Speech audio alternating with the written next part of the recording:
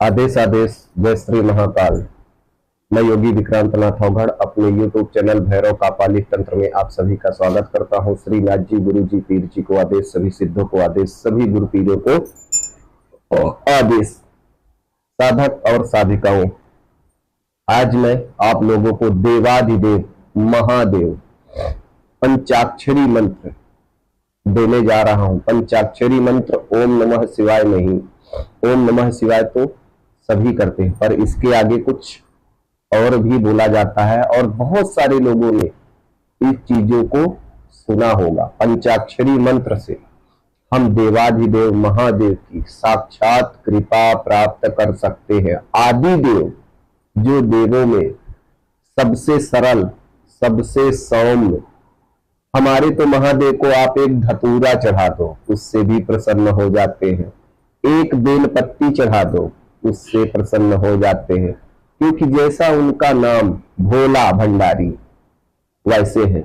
हम लोग तो अपने महादेव को अपना शरीर, अपना मन, कर्म हर तरह से उनके प्रति समर्पित रहते हैं। कैसे हमें उनकी कृपा प्राप्त हो जाए, हर समय यही सोचते रहते हैं।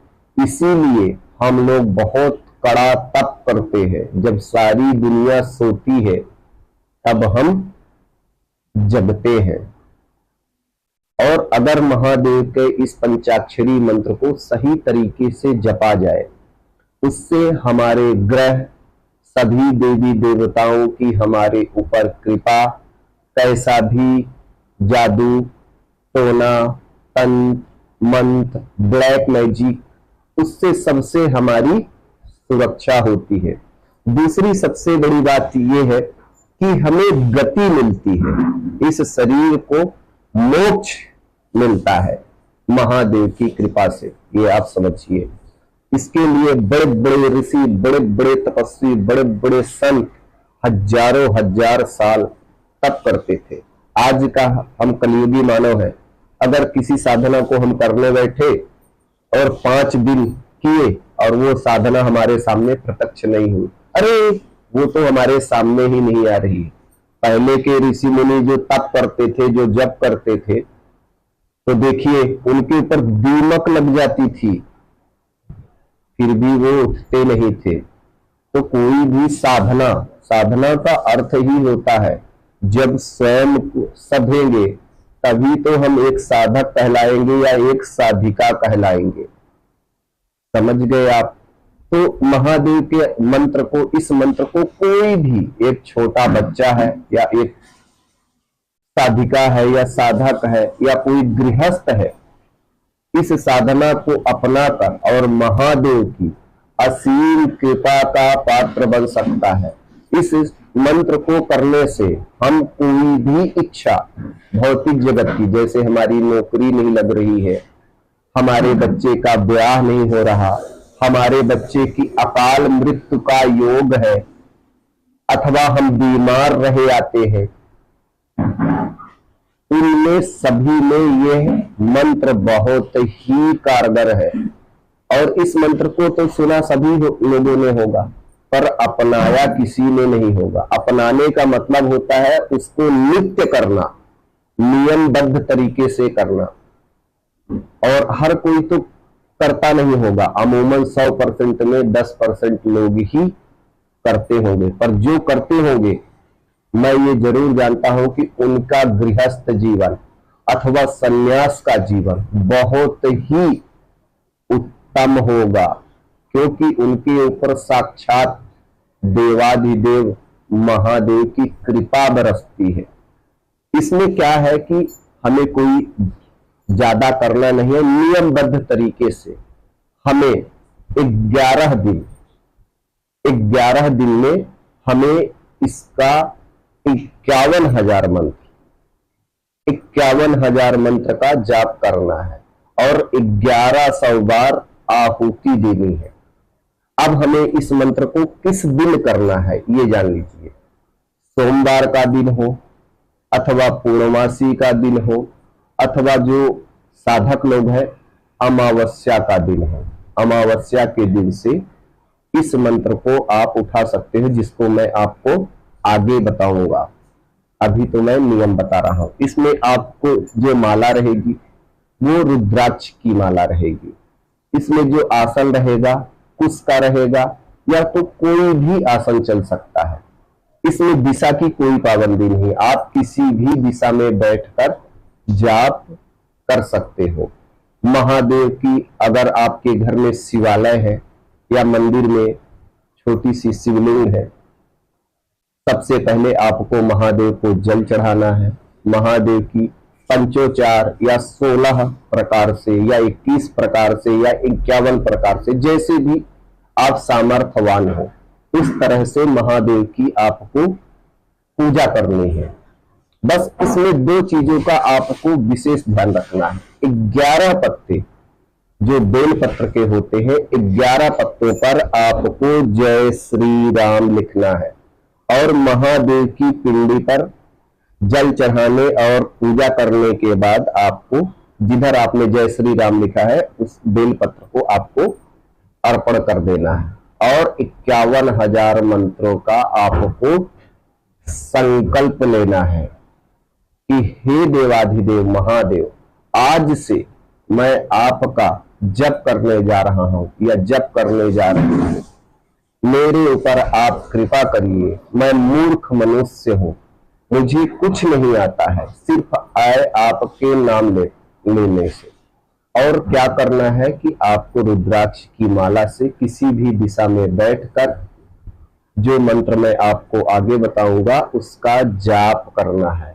जब आपका 11 दिन पूरा हो जाएगा तो 1100 मर्तबा हवन करना है। हवन करने के बाद कोई भी छोटी कन्या हो उसे यथा उचित आपको दक्षिणा भेंट करनी है। फिर इस मंत्र को आपको अपनी जीवन में अपना लेना है। जब भी आप किसी काम पे जाओ या धंधे पे जाओ, अपने नित्य कर्म से स्नान ध्यान करके भगवान महादेव को 2 अगरबत्ती सूक्ष्म पूजा करके एक माला, मात्र एक माला आपको जाप करना है।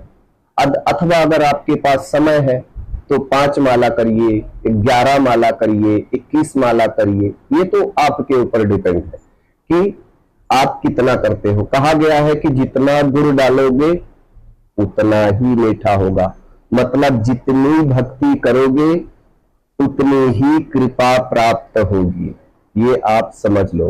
और महादेव की कृपा से आप जिस चीज के लिए संकल्प लेके इस मंत्र को कर रहे हो यकीन पूरा होगा। अगर आपको सिद्धियां नहीं प्राप्त हो रही हैं तो महादेव की कृपा से आपको सिद्धियां प्राप्त होने लगेगी। आपका कोई ग्रह दोष है, वह ग्रह दोष समाप्त हो जाएगा। अथवा आपकी नौकरी नहीं लग रही है, महादेव की कृपा से आपको नौकरी प्राप्त हो जाएगी। अगर आपको पदोन्नति नहीं मिल रही है तो महादेव की कृपा से आपकी पदोन्नति हो जाएगी। अगर आपका अकाल मृत्यु का योग है वह भी टल जाएगा, हमारी कृपा से नहीं, देवों के देव आदि देव महादेव की कृपा से। ये आप समझ लीजिए। मंत्र इस प्रकार है, नागेंद्र हाराय त्रिलोचनाय भस्मांगराय महेश्वराय नित्याय शुद्धाय दिगंबराय तस्मै नकाराय नमः शिवाय। नागेंद्र हाराय त्रिलोचनाय भस्मांगराय महेश्वराय नित्याय शुद्धाय दिगंबराय तस्मै नकाराय नमः शिवाय। इसी मंत्र का हमें जप करना है। इसी को पंचाक्षरी मंत्र भी कहा गया है। इस मंत्र को वह भी साधक करे जो गुरुमुखी है। गुरुमुखी है तो इसका प्रभाव 1000 गुना बढ़ जाता है, और अगर गुरुमुखी नहीं भी है तो भी वह इस मंत्र को कर सकते हैं या कर सकती हैं। और अगर आपने इस मंत्र को अपने जीवन में अपना लिया, जब भी आप स्नान ध्यान करके इसकी 1 माला या 2 माला नित्य कर रहे हो, सदैव कर रहे हो, तो दूसरा फिर आपको किसी भी चीज की करने की जरूरत नहीं है। आपके ऊपर महादेव की कृपा बरसने लगेगी, क्योंकि नाम जप करके ही किसी देवी देवता को अपने वशीभूत किया जा सकता है।